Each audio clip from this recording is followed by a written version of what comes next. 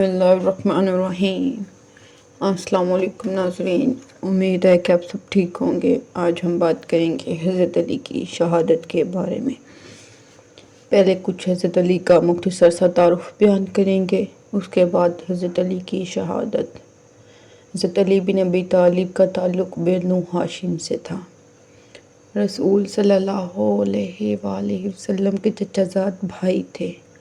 آپ کی والدہ فاطمہ بنت اسد تھی۔ آپ خانہ کعبہ کا طواف کر رہی تھی۔ اس موقع پر بچے کی پیدائش کا وقت آ گیا، اس لیے فوراً خانہ کعبہ میں چلی گئی۔ یوں حضرت علی کی پیدائش خانہ کعبہ میں ہوئی۔ والد ابو طالب نے آپ کا نام زاہد تجویز کیا، والدہ نے آپ کا نام اسد رکھا، مگر رسول صلی اللہ علیہ وآلہ وسلم نے آپ کا نام علی رکھا اور پھر یہی نام آپ کی پہچان بن گیا۔ غار حرا میں جب وحی کا نزول شروع ہوا، اس وقت حضرت علی کی عمر مبارک تقریباً 10 برس تھی۔ بچوں میں سب سے پہلے حضرت علی نے اسلام قبول کیا۔ یوں رسول صلی اللہ علیہ وآلہ وسلم نے اپنی اسلام کی دعوت دینے کے لیے اپنے خاندان کے افراد کو اکٹھا کیا اور پوچھا، اس مشن میں میرا ساتھ کون دے گا؟ خاندان کے تمام افراد خاموش رہے۔ آپ نے 3 بار افراد سے پوچھا۔ ہر بار حضرت علی اٹھ کر کہتے، اے اللہ کے رسول، میں آپ کا ساتھی بنوں گا۔ ہجرت مدینہ کے موقع پر رسول صلی اللہ علیہ وآلہ وسلم کے بستر پر سونے کا شرف بھی حاصل ہوا۔ دشمنان اسلام میں جتنے جنگی معرکے ہوئے سب میں شامل ہوئے، سوائے غزوہ تبوک میں، اس لیے کہ اس موقع پر رسول صلی اللہ علیہ وآلہ وسلم اپنی بیویوں کو ساتھ لے کر نہیں گئے، اس لیے آپ نے حضرت علی کو مدینہ میں ٹھہرنے کا حکم دیا۔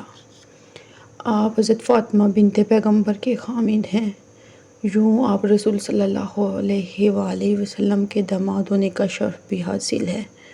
رسول صلی اللہ علیہ وآلہ وسلم نے جب وصال فرمایا تو جن لوگوں نے آپ صلی اللہ علیہ وآلہ وسلم کو غسل دیا، ان میں حضرت علی بھی شامل ہیں۔ رسول صلی اللہ علیہ وآلہ وسلم نے فرمایا، جس نے علی کو اذیت پہنچائی اس نے مجھے اذیت پہنچائی۔ ایک اور حدیث میں فرمایا، اے اللہ، جو علی سے دوستی کرے تو اس سے دوستی فرما، اور جو اس سے دشمنی کرے تو اس سے دشمنی فرما۔ حضرت علی اور معاویہ کے مابین جنگ صفین ہوئی۔ اس میں ایک خطرناک گروہ کا ظہور ہوا جو خوارج کے نام سے مشہور ہوا۔ یہ گروہ حضرت علی کا شدید دشمن تھا۔ جنگ نہروان میں حضرت علی اور خوارج کے درمیان ہوئی۔ اس میں خوارج کو عبرتناک شکست ہوئی۔ ان کی فوج کا ایک بڑا حصہ اس جنگ میں مارا گیا۔ اپنوں کا بدلہ لینے کے لیے انہوں نے حضرت علی کو قتل کرنے کا منصوبہ تیار کیا۔ ایک خارجی عبد الرحمن بن ملجا کو یہ ذمہ داری سونپی۔ 17 رمضان المبارک نماز فجر کا وقت حملہ کرنے کے لیے طے ہوا۔ حضرت علی دارالخلافہ کوفہ میں تھے۔ عبد الرحمن بن ملجا کوفہ کی طرف چل پڑا۔ کوفہ آ کر اس نے جس قبیلے کا قیام کیا، اس کا تعلق بھی خوارج فرقے سے تھا۔ یہاں ایک وہ خارجی عورت رباب کی حسن و جمال پر عاشق ہو گیا۔ اس نے رباب کی والدہ سے اس کی بیٹی کا رشتہ مانگا۔ رباب کا باپ، بھائی اور چچا جنگ نہروان میں حضرت علی کے ہاتھوں قتل ہوئے تھے، اس لیے وہ جوش انتقام میں جل رہی تھی۔ اس نے ابن ملجا سے کہا، میں تجھ سے اپنی بیٹی کا نکاح کر دوں گی، لیکن اس کے لیے ایک شرط ہے کہ مجھے حق مہر میری مرضی کا چاہیے۔ ابن ملجا نے کہا، بتاؤ کیا حق مہر چاہیے؟ رباب کی والدہ نے کہا، مجھے حضرت علی کا سر چاہیے۔ ابن ملجا تو کوفہ اسی غرض سے آیا تھا۔ اس نے رباب سے اس حق مہر کے عوض نکاح کر لیا۔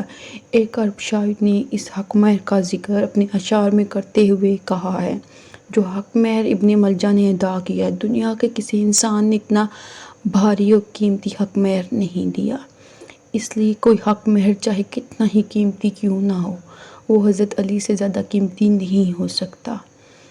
احمد بن حنبل کی ایک روایت ہے، حضرت علی کو اپنے قاتل کے بارے میں علم تھا۔ شہادت سے پہلے آپ نے جو آخری خطبہ جمعہ دیا تھا، اس میں فرمایا، یہ داڑھی اس خون سے رنگین ہوگی۔ وہ بدبخت مجھے قتل کرے گا، نہ جانے کس چیز کا انتظار کر رہا ہے۔ لوگوں نے کہا آپ ہمیں اس کا نام بتائیں، ہم اسے تو کیا اس کی نسلوں کو بھی مٹا دیں گے۔ آپ نے فرمایا یہ کس طرح ہو سکتا ہے، جس شخص نے ابھی جرم نہیں کیا تم اسے اور اس کی نسل کو مٹا دو۔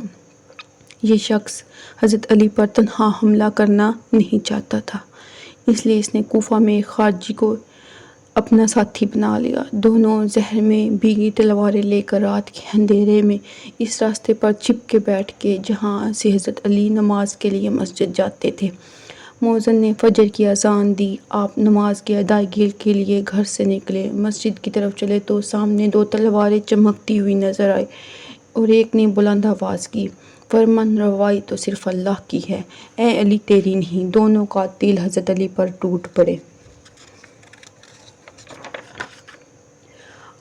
آپ زخم کھا کر نیچے گرے تو یہ زبان سے الفاظ کیے، خبر رب کی قسم میں کامیاب ہو گیا۔ آپ کی آواز سن کر لوگ دوڑے۔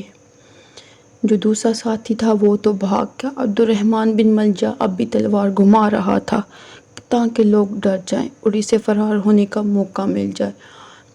حضرت علی کے رشتہ داروں میں نوافل تھے جو حضرت علی کے قریبی رشتہ دار تھے، بڑے باہمت شخص تھے۔ قاتل کی طرف دوڑتے ہوئے اس پر بھاری کپڑا ڈالا اور اسے زمین پر گرا دیا۔ قاتل گرفتار ہو گیا، حضرت علی کو گھر پہنچایا۔ جب آپ کو کچھ ہوش آیا تو فرمایا حملہ وار کو میرے سامنے پیش کرو۔ پھر فرمایا اگر میں زندہ رہا تو اسے معاف کر دوں گا، اگر زندہ نہ رہا تو اسے فوراً میرے پیچھے روانہ کر دینا تاکہ یہ اللہ تعالیٰ کا انصاف اپنی آنکھوں سے دیکھ لے، اور پھر یہ قیدی ہے اس کو کھانا دینا، اس کا خیال رکھنا۔ آپ نے اپنے صاحبزادوں کو وصیت کی۔ پھر فرمایا اے عبد المطلب کی اولاد، ایسا نہ ہو کہ مسلمانوں کی خون ریزی شروع کر دو، تم جو کہو کہ امیر المومنین قتل ہو گئے۔ خبردار میرے قاتل کے سوا کسی دوسرے کو قتل نہ کرنا، میرے قاتل کی لاش کو خراب نہ کرنا۔ لوگوں نے کہا آپ اپنے بعد امام حسن کو خلیفہ نامزد کریں۔ آپ نے فرمایا نہیں، میں مسلمانوں کو اسی حال میں چھوڑنا چاہتا ہوں جس حال میں رسول صلی اللہ علیہ وآلہ وسلم نے اپنی امت کو چھوڑ کے۔ زہر آلودہ تلوار کے زخم بہت گہرے تھے، زندگی بچانے کی بہت کوشش کی گئی لیکن آپ کی حالت بگڑتی گئی۔ آخرکار 20 رمضان المبارک 40 ہجری کو آپ اس دنیا سے چلے گئے۔ امام حسین نے آپ کو غسل دیا اور امام حسن نے آپ کی نماز جنازہ پڑھی۔ انتقال کے وقت آپ کی عمر مبارک 63 برس تھی، اور آپ کے بعد آپ کے قاتل ملجا کو آپ کے قصاص کے طور پر قتل کیا گیا، اور اس نے کہا مجھے کچھ ذکر الہی کر لینے دو پھر مجھے قتل کرنا۔ آپ کے وصال کی خبر مدینہ پہنچی تو ہر آنکھ میں آنسو تھے۔ سوگ کی وہ کیفیت تھی جو رسول صلی اللہ علیہ وآلہ وسلم کے وصال کے وقت تھی۔ ام المومنین حضرت عائشہ صدیقہ رسول صلی اللہ علیہ وآلہ وسلم کی قبر پر حاضر ہوئی، حجرے میں داخل ہوئی تو دروازہ پکڑ کر کھڑی ہو گئی، پھر روتے ہوئے فرمایا اے اللہ کے رسول، آپ پر اور آپ کے دونوں ساتھیوں پر سلام، میں آپ کو آپ کے محبوب ترین عزیز کی موت کی خبر سنانے آئی ہوں۔ اللہ کی قسم آپ کا چنا ہوا حبیب قتل ہو گیا ہے، جس کی بیوی فاطمہ جنت کی عورتوں کی سردار ہے۔ اے اللہ کے نبی، وہ رخصت ہو گئے جو آپ پر ایمان لائے اور اپنے ایمان میں پورا اترے۔ ایک روایت میں ہے جب حضرت عائشہ صدیقہ نے آپ کی شہادت کی خبر سنی تو آپ کی زبان سے ایک تاریخی جملہ نکلا، فرمایا اب عرب جو چاہیں کرے، انہیں روکنے والا اب کوئی باقی نہیں رہا۔